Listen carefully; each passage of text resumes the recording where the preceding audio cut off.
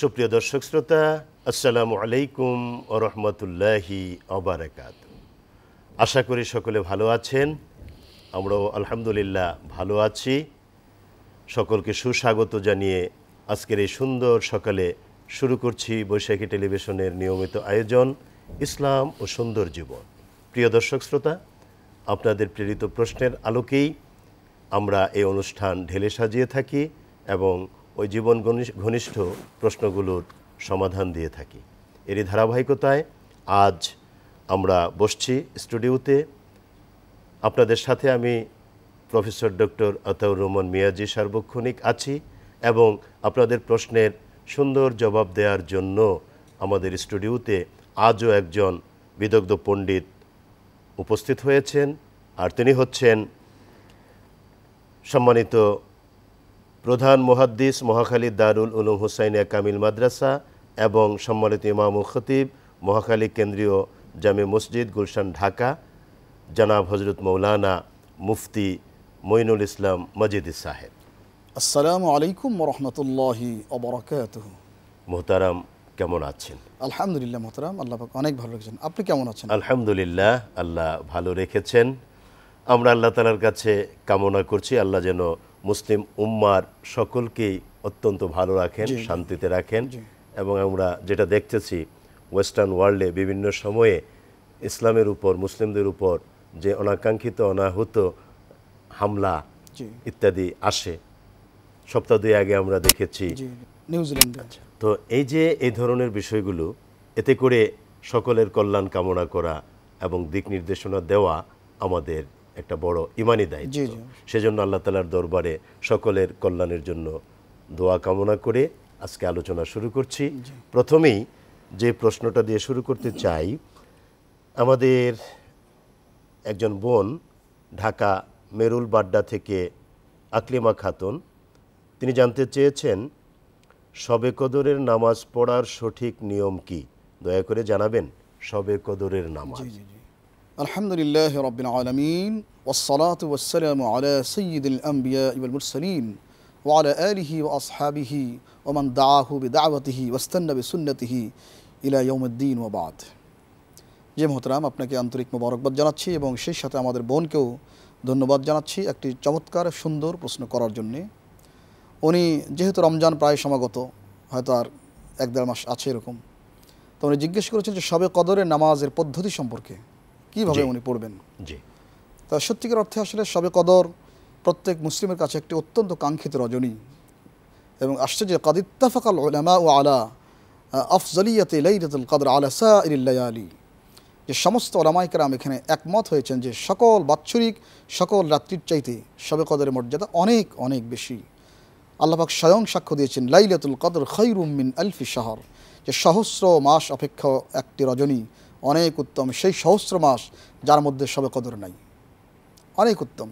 তো এই রাত্রিতে মোহতারাম আমরা দেখি হাদিস শরীফে যে রাসূল সাল্লাল্লাহু আলাইহি ওয়াসাল্লাম কী করতেন, এটা আগে একটু বলা উচিত। হাদিস মুসলিমে আসছে কানা নবী সাল্লাল্লাহু আলাইহি ওয়াসাল্লাম ইযা দাখালাল আশরুল আখির আহইয়া লাইলাহু ওয়া আইকাদা আহলাহু ওয়া শাদ্দা মিযরাহু। রমজানের শেষ দশক যখন প্রবেশ করতেন রাসূলের উপরে, তখন তিনি শক্ত করে তার বস্ত্রটা পরিধান করতেন, বাসার সবাইকে জাগাই দিতেন, ওয়া আহইয়া লাইলাহু, এবং শবে কদর সহ এই বেজোর রাতগুলো সারা রাত জাগতেন, নামাজ কালাম করতেন, তাসবিহ তাহলিল করতেন, দোয়া কালাম করতেন, উম্মতের জন্য কান্নাকাটি করতেন। তো এই দশক যে ইবাদতের দশক, সন্দেহাতীতভাবে তা প্রমাণিত। আমাদের বোন যে বলেছেন কী পদ্ধতিতে নামাজ আদায় করবেন, হ্যাঁ বোন, আমরা আপনাকে জানাচ্ছি যে আসলে সত্যিকার অর্থে শবে কদরের রাতটা ইবাদতের রাত, কেবলমাত্র নামাজের নয়, কেবলমাত্র জিকিরের না, কেবলমাত্র তেলাওয়াতের না, বরং সবগুলোর সমন্বিত ইবাদতের একটি রাত হচ্ছে শবে কদর। আপনি কিছু নামাজ পড়বেন, কিছু জিকির আসকার করবেন, তেলাওয়াত করবেন, আর এই রাত্রে নামাজের বিশেষ কোনো পদ্ধতি শরীয়ত দ্বারা নির্ণীত নয়, বরং আপনি এখানে বোধহয় আমাদের সুপ্রিয় দর্শক শ্রোতাদেরকেও এই বোনের পাশাপাশি একটু বলে দেওয়া দরকার। আসলে শবে কদরের নামাজ, শবে বরাতের নামাজ, শবে মেরাজের নামাজ বিষয়গুলো এমন না। শবে কদর উপলক্ষে ওই শবে কদরের ওই সময়টাকে, ওই রাতটাকে অর্থবহ করে কাজে লাগানোর জন্য, আল্লাহ তাআলার কাছ থেকে ফায়দা হাসিলের জন্য আমরা যে ইবাদত বন্দেগীগুলো করে থাকি, এর ভেতরে অনেক সিস্টেমের ভিতরে একটা হলো সালাত, নফল সালাত আমরা আদায় করব। ওটাকে আমরা শবে কদরের নামাজ এটা বলবো না, বরং বলবো শবে কদর উপলক্ষে যে সালাত পড়া ওটার বিধান। জি মোহতারাম, জি জি আসলে হাদিস শরীফে এমন কোনো নাম বলা নাই, বরং রসুল ওই রাত্রে ইবাদত করতেন, এইটা প্রমাণিত। জি আমরা এগুলো বানিয়েছি শবে কদর এর ওটা নামাজ, বোঝার শবে বরাতের জন্য নামাজ। এক একজন এক যাক, একভাবে মানুষকে পড়ে। বোঝানোর জন্য। তো এই রাত্রে বিশেষ কোনো পদ্ধতির নামাজ হাদিস থেকে প্রমাণ পাওয়া যায় না, বরং নর্মাল নামাজের মতোই পড়বেন। আর হাদিস শরীফে এইটা আসছে, রসুলের রাতের নামাজগুলো ছিল কান আলাইহিসসালাম কানা সালাতু ফিল লাইল মাসনা মাসনা। রসুল রাতের নফল নামাজগুলো 2 রাকাত 2 রাকাত 2 রাকাত করে পড়তেন। এখানে খুবই চমৎকার একটা কথা, যেটা আমি দর্শক শ্রোতাকে আরেকটু স্পষ্ট করার জন্য আপনাকে অনুরোধ করব। এই যে 2 রাকাত 2 রাকাত, জি প্রয়োজন বোধে ভিন্ন আর কি ব্যতিক্রম আছে একটু যদি ব্যাখ্যা করে দেন। যে মোহতারাম, যে রাতের নামাজ সর্বোত্তম পদ্ধতি হচ্ছে যে 2 রাকাত 2 রাকাত করে পড়া। আর নফল নামাজের যে কিছু সুন্নাত আছে, রসুল বলেছেন যে তাকে জিজ্ঞেস করা হলো, হে রসুল আইয়ুস সালাতে আফজল, হুজুর সর্বোত্তম নামাজ কোনটি? রসুল বলছেন আফজলুস সালাতে তুলুল কুনুত, সেই নফল নামাজ সবচেয়ে উত্তম যেখানে লম্বা কেরাত পড়া হয়, অনেকক্ষণ দাঁড়িয়ে থাকা হয়। আর মোহতারাম, আপনার অবশ্যই জানা থাকার কথা, রসুল সাল্লাল্লাহু আলাইহি ওয়াসাল্লাম রাত্রিতে এত বেশি সময় দাঁড়িয়ে থাকতেন, জীবনের শেষ দিকে নফল নামাজে দাঁড়িয়ে থাকার কারণে তার উভয় পা ফুলে ফেটে গিয়েছিল, পানি ঝরত, এত লম্বা টাইম তিনি দাঁড়িয়ে থাকতেন। আমাদের মা আয়েশা সিদ্দিকা বলতেন, ইয়া রাসূলুল্লাহ আলাইসা কাদ গাফারাল্লাহু লাকা মা তাকাদ্দামা মিন যামবিকা ওয়া মা তাআখার, হুজুর আল্লাহ পাকে আপনার জীবনের আগের এবং পরের সমস্ত গুনাহ রাশি মাফ করে দেন নাই, এত কষ্ট করার কী কারণ আছে? রসুলের জবাবটা মোহতারাম অত্যন্ত আবেগঘন জবাব। রসুল নিজের কৃতিত্ব জাহির না করে বলছেন, আয়েশা ইয়া আয়েশা আফালা আকুনু আবদান শাকুরা, আবদান শাকুর, যে আল্লাহ পাক আমাকে এত নিয়ামত দিয়েছেন, আমি কি একটু কৃতজ্ঞ বান্দা হব না? তো মোহতারাম, কৃতজ্ঞতা প্রকাশের সুরত হচ্ছে এত লম্বা সময় দাঁড়িয়ে নিজের পাকে ফুলে ফেটে দেওয়া। আর এটাও কিন্তু উম্মতের জন্যই শিক্ষা। জি, এটা তার উপর নির্দেশ না, কৃতজ্ঞতা প্রকাশ করার জন্যে। ওনার তাহাজ্জুদ ফরজ ছিল তার উপর, ফাতাহাজ্জাদ বিহি নাফিলাতাল লাক, তাহাজ্জুদ তো উনি 4 রাকাত পড়লেও হয়ে যেত, 8 রাকাত পড়লেও হয়ে যেত, কিন্তু এত লম্বা টাইম উনি দাঁড়িয়ে থাকতেন কেন? শুকরিয়া আদায় করার জন্য। সুতরাং আমরাও আমাদের বোনসহ সবাইকে বলবো, নসিহত করবো আমরা, যে রাতের যে নামাজ 2 রাকাত করে পড়ব, সুযোগ এবং সম্ভব হলে বেশি সময় দাঁড়িয়ে থাকব। পক্ষান্তরে দিনের যে নামাজগুলো বলা হচ্ছে, এই দিনের নামাজ 4 রাকাত করে দিনের বেলা পড়া উত্তম, এবং দিনের নামাজ যেন এত লম্বা না হয়, কারণ মানুষ যদি দেখে ফেলে তাহলে একটা রিয়া আসার সম্ভাবনা থেকে যায়। দিনের নামাজগুলো হবে সংক্ষিপ্ত, যথাসম্ভব সংক্ষিপ্ত, জি, এবং 4 রাকাতটা হলো দিনের বেলা সাধারণ ফর্মুলা। জি জি, সাধারণ ফর্মুলা। জি, আর রাতে হলো 2 রাকাত উত্তম, 2 রাকাত এবং উত্তম, সেখানে তেলাওয়াত যত লম্বা করা যায়, জি, জি। সাজদাতে তাসবিহ তাহলিল জি, ইত্যাদি যত লম্বা করা যায় সময়, কারণ ব্যক্তিগতভাবে ওখানে দেখার ব্যাপার নাই, ওটা তাকওয়া মানে পূর্ণ মাত্রায় সংরক্ষিত জি, হয়, জি, জি। ওখানে অহংকারের বিষয়টা জি, মোহতারাম, প্রদর্শিত জি, হয় না, সেটাই, এই তো জি, জি, বিষয়টা। জি। আচ্ছা, তো এর সাথে আমি যে কথাটা বোনের প্রশ্নের আলোকে আরেকটু আপনার কাছ থেকে জানতে চাবো, এই যে শবে কদর উপলক্ষে নামাজ, আরেকটা যেমন ধরুন শবে বারাত বা লাইলাতুল বারাত, এই উপলক্ষেও আমাদের সমাজে অনেকে নামাজ, কোরআনে কারিম তেলাওয়াত ইত্যাদি আবাদত, নফল আবাদত বন্দেগী করে থাকেন। সেই ক্ষেত্রে নামাজের বিধানটা কি, অন্যান্য আবাদতগুলোর বিধানটা কি? যে মোহতারাম, আপনাকে আন্তরিক ধন্যবাদ যে আপনি একটি অত্যন্ত প্রাসঙ্গিক বিষয় এনেছেন। শবে বরাত আমাদের সমাজে বহুল প্রচলিত, অত্যন্ত ফজিলতপূর্ণ একটি দিবস বলে আমাদের সমাজে পরিচিত এবং প্রসিদ্ধ, যেটি সত্যিকার অর্থে হাদিসের কোনো কিতাবে যদিও ওই শবে বরাত শব্দের লাইলাতুল বারাআত নেই, তবে এমন একটি শব্দ আছে যেটা এটাকে মিন করে, লাইলাতুন নিসফু মিন শাবান। সকল হাদিসের মধ্যে এই কথাটা আসছে, ইদা কানাত লাইলাতুন নিসফু মিন শাবান, সব জায়গায় কথাটা আছে। এই কথাটাকে একটু স্পষ্ট করতে হবে, কারণ আমাদেরকে অনেক সময় হুট করে অনেকে প্রশ্ন করবেন, শবে বরাত তো কোরআন হাদিসের কোথাও নাই, লাইলাতুল বারাতও তো নাই, তাহলে আমরা কি বলছি? ওই যে লাইলাতুন নিসফু মিন শাবান, এর যৌক্তিকতাটা একটু স্পষ্ট করে বলুন। জি মোহতারাম, ভালো কথা বলছেন। আমরা যারা বলি নামাজ, এ তো কোরআন সুন্নাহর কথাও নাই, রোজাও নাই, অনেক জিনিস আমরা বলি যেগুলো আসলে কোরআন এবং সুন্নাতে নেই, তো তাই বলি কি নামাজ বলা হারাম হয়ে যাবে? নাই যে, তার তো সঙ্গত কারণ আছে। কারণটা হলো নামাজ, রোজা এগুলো তো হলো ফার্সি শব্দ, আর কোরআনে কারিম অবতীর্ণ হয়েছে আরবি ভাষায়, আল্লাহর ভাষা আরবি, রাসূলুল্লাহ সাল্লাল্লাহু আলাইহি ওয়াসাল্লামের ভাষা সুন্নাহ এটাও আরবি। সুতরাং আরবিতে তো ফার্সি শব্দগুলো কোরআন ও সুন্নাতে ব্যবহৃত হবে না। এখানে দেখতে হবে যেটা রোজা ওইটার কোরআনের এবং হাদিসের পরিভাষাটা কি, জি, জি, তাই তো? জি, জি। যেটা নামাজ ওটা কোরআন ও সুন্নাহর পরিভাষাটা কি পরিভাষা কি, জি, আমাদের দেখতে জি। হবে তা। শবে বরাত এটা একটি ফার্সি ডাইমেনশন শব্দের। শবে বরাত যে বলি আমরা, এটাকে আমরা বলছিলাম লাইলাতুন নিসফি মিন শাবান। হাদিসের ভাষা হচ্ছে এইটি। জি। যেমন নামাজের কোরআনের ভাষা হলো সালাত, রোজার কোরআনিক ভাষা হলো সিয়াম অথবা সওম। জি তো সেটাকে যদিও আমাদের জন্য উচিত ভালো ছিল যে আল্লাহ পাকের নির্ধারিত নামগুলোই উচ্চারণ করা, সালাত অথবা সিয়াম অথবা এই লাইলাতুন নিসফি মিন শাবান, কিন্তু অন্যটা বললে অনেক বড় গুনাহগার হবে, এটা আমরা মনে করি না। এর একটা সঙ্গত কারণও আছে। কারণটা হলো আমাদের বিশেষ করে এই ইন্ডিয়ান সাবকন্টিনেন্টে জি। ভারত, পাকিস্তান, বাংলাদেশ এই অঞ্চলটাতে প্রায় ৮০০ বছর পর্যন্ত মুসলিম শাসন কায়েম ছিল, জি। সালতানাত পিরিয়ড এবং মুঘল পিরিয়ড। জি, জি। এবং ওই সময়ে এদেশের রাষ্ট্রভাষা ছিল ফার্সি। জি, জি। তো ৮০০ বছর যে ভাষাটা প্র্যাকটিস হয় একটা এরিয়াতে, সাবকন্টিনেন্টে, ওটা তো মন মগজে এমনভাবে গেঁথে আছে পার্মানেন্টলি, ওখান থেকে মুক্ত হওয়ার কোনো সুযোগ নাই। জি, জি। সুতরাং ওই ফার্সি শব্দগুলো প্রতিটি আরবি, উর্দু এবং বাংলার পাশাপাশি আমাদের মধ্যে গেঁথে আছে। গেঁথে আছে, ওই জন্য আমরা কোরআনে কারিমের মূল পরিভাষা ব্যবহার করার চেয়ে ওই যে আমাদের গেঁথে থাকা শব্দগুলো ওইগুলো বেশি ব্যবহার করি। এটা হলো আমাদের ওই প্রভাবের কারণ। জি, জি, অতএব এখানে অন্যায় দোষণীয় বিষয়টাকে এভাবে বলার কোনো না, এরকম সুযোগ নেই। জি, জি, জি, মোহতারাম যথার্থ বলেছেন। আসলে নামাজ বলতে যা বুঝি আমাদের দেশের কালচার অনুযায়ী, জি, সালাত বললে হয়তো অনেকে অতটা বুঝবেনও না। বুঝবেনও না। কাজেই আমরা যদি চাই যে কোরআনিক শব্দগুলো আমরা আমরা প্রতিষ্ঠিত ওটা করব, বলে দিব যে নামাজ আমরা বললাম ঠিক আছে, কিন্তু মূল কোরআনের পরিভাষাটা হলো সালাত, সালাত। জি। অতএব এখন থেকে আমরা সালাতটাকে বেশি বেশি প্র্যাকটিস করার প্র্যাকটিস চেষ্টা করার করি। চেষ্টা করব। আমরা রোজার পরিবর্তে সাওমকে বেশি বেশি প্র্যাকটিস করার চেষ্টা করি। জি, জি, জি। আমরা সব এর পরিবর্তে লাইলাতুন রাত, জি, জি, জি, এটা বেশি বলি, কোরআনের পরিভাষা জি, জি। ইত্যাদি ইত্যাদি। জি জি মোহতারাম, যেটা বলছিলেন যে প্রায় ৮০০ বছর পর্যন্ত যে এলাকায় ফার্সি ভাষীগণ রাজত্ব করেছেন, ৮০০ বছর একটি কৃষ্টি কালচার, যে মুসলিম কালচার ছিল।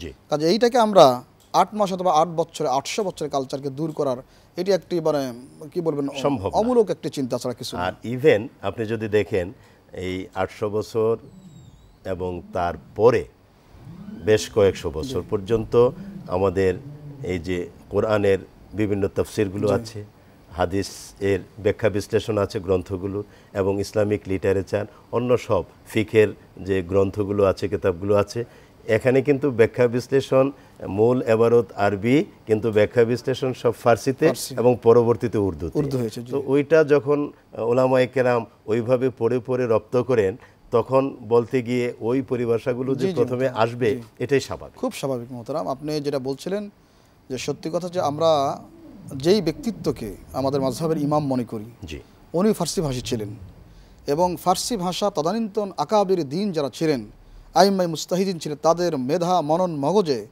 এত বেশি গ্রথিত প্রচিত বদ্ধমূল হয়েছিল যে একসময় আবু হানিফার মতো লোক উনি ফার্সিতে নামাজ পড়া যায় শুরু করেছিলেন। তাহলে ফার্সি ভাষার মূল রুট কত গভীরে গিয়েছিল। যদিও তিনি পরবর্তীতে রুজু করেছেন যে না, এটা সঠিক না, আমার ছিল সিদ্ধান্তটা আমার সঠিক ছিল না, কিন্তু আসলে আমরা দেখতে চাই ফার্সি ভাষার এই রুটটা কত গভীরে গিয়েছিল।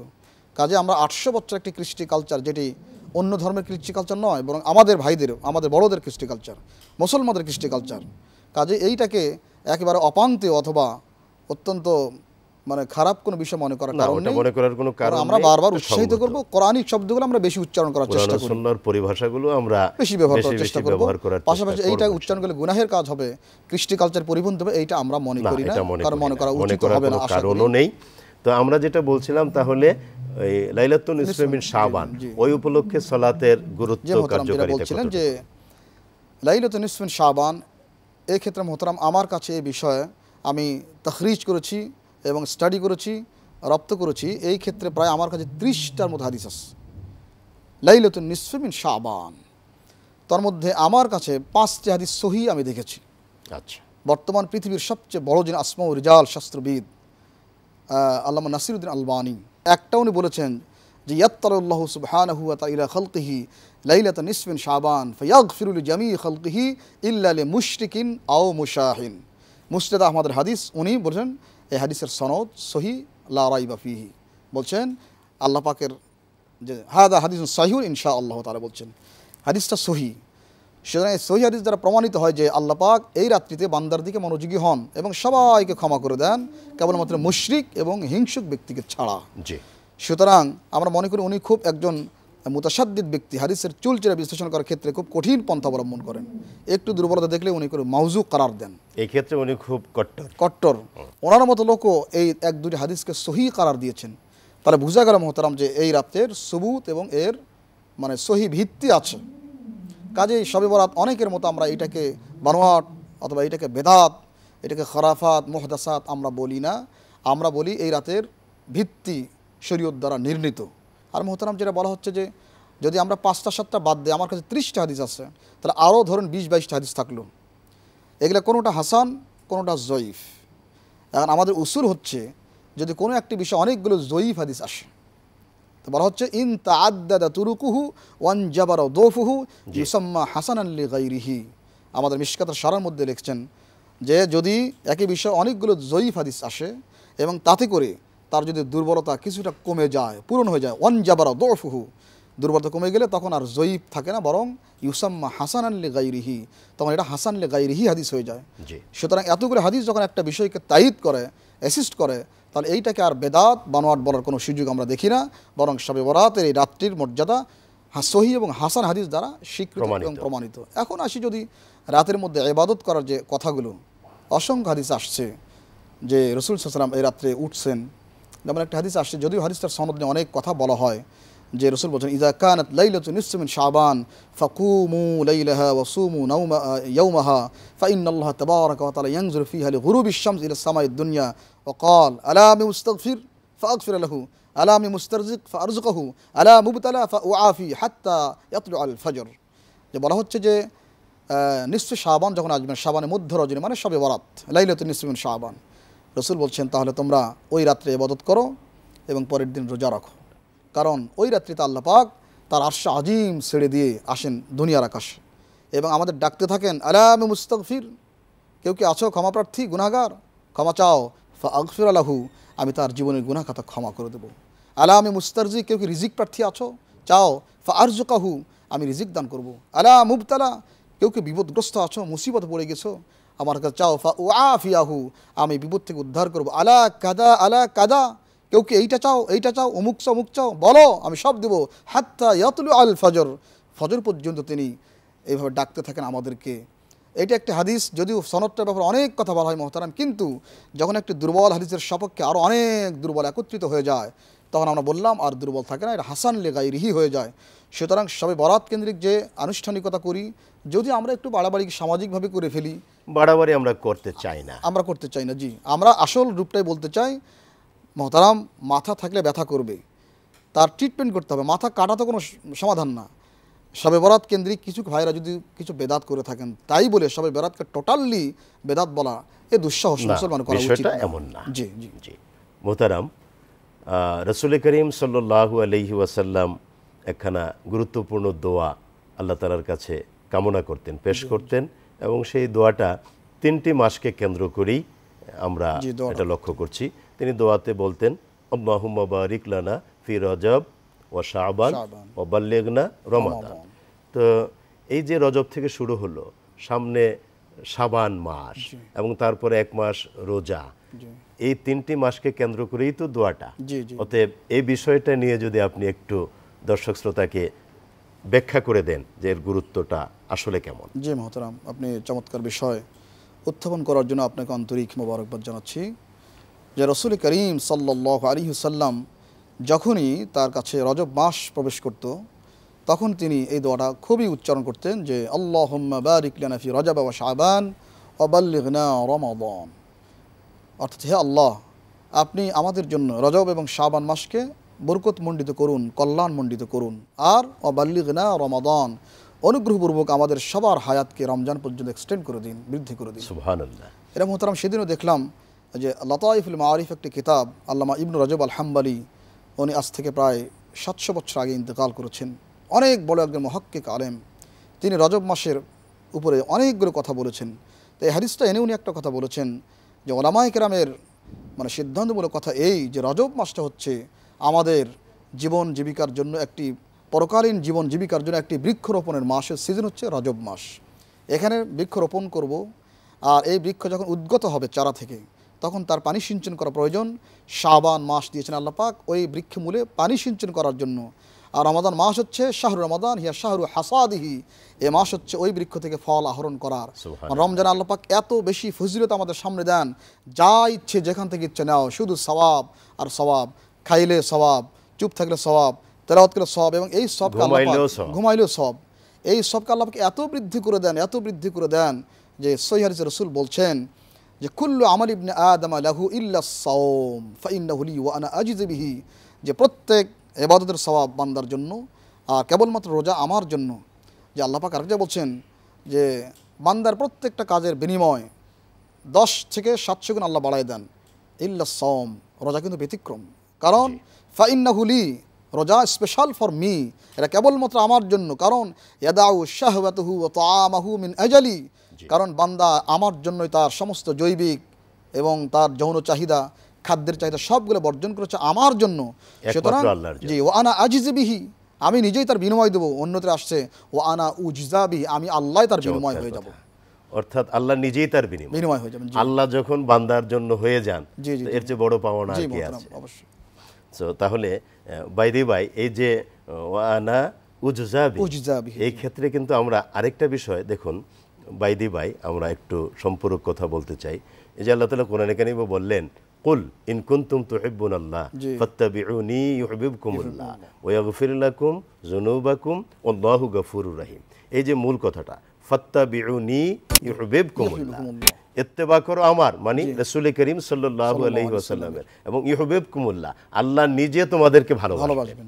এই যে ব্যাপারটা, এখানে কিন্তু বিষয়টা এমন বলা হয় নাই রাসূলুল্লাহ সাল্লাল্লাহু আলাইহি ওয়াসাল্লামের ইত্তেবার ফলে আল্লাহকে ভালোবাসা হয়ে যাবে, না।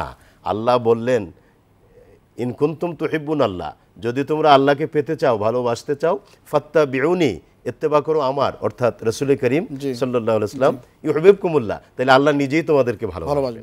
তার মানে ওই যে ওটার সাথে ওয়া আনা উজজা বিহি, তারপরে ইউহিব্বুকুমুল্লাহ, দুইটা কিন্তু একই সূত্রে একেবারে কাছাকাছি। তার মানে এই ক্ষেত্রে রাসূল করিম সাল্লাল্লাহু আলাইহি ওয়াসাল্লামের ইত্তেবা যে ম্যান্ডেটরি, এছাড়া যে আল্লাহকে পাওয়া যাবে না, এটা স্পষ্ট। মোহতারাম, সময় আর আমাদেরকে এখানে থাকতে দিচ্ছে না। আমরা ইনশাআল্লাহ আবার আপনার কথা শোনার সুযোগ পাব। আজকে এখানে শেষ করতে হচ্ছে। আপনাকে অনেক অনেক ধন্যবাদ। জি মোহতারাম, আপনাকেও আন্তরিক ধন্যবাদ, মোবারকবাদ, এবং আমাদের বৈশাখী টিভির দেশ এবং বিদেশের সকল শ্রোতা ভাই এবং বন্ধুদেরকেও আন্তরিক মোবারকবাদ জানাচ্ছি। সুপ্রিয় দর্শক শ্রোতা, শুনছিলাম অত্যন্ত গুরুত্বপূর্ণ আলোচনা বিভিন্ন বিষয়ে। আজ এখানেই শেষ করতে হচ্ছে। তবে শেষ করার আগে জানিয়ে দিচ্ছি, ইসলামের মৌলিক বিষয়ে যে কোনো প্রশ্ন পাঠাতে আপনার মোবাইলের মেসেজ অপশনে গিয়ে টাইপ করুন BSK স্পেস আপনার নাম স্পেস আপনার ঠিকানা স্পেস আপনার প্রশ্ন এবং পাঠিয়ে দিন 6969 এই নম্বরে। আমাদের কাছে ইমেইলেও প্রশ্ন পাঠাতে পারেন isj@boishakhi.tv এই অ্যাড্রেসে। এছাড়াও facebook.com/ইসলাম ও সুন্দর জীবন ফেসবুক পেজেও আপনার গুরুত্বপূর্ণ মতামত, প্রশ্ন ইত্যাদি আমাদেরকে পাঠাতে পারেন। আর হ্যাঁ, প্রিয় দর্শক শ্রোতা, আমাদের দৈনন্দিন জীবনে বিভিন্নমুখী সমস্যা আমরা ফেস করি, এটাই বাস্তবতা।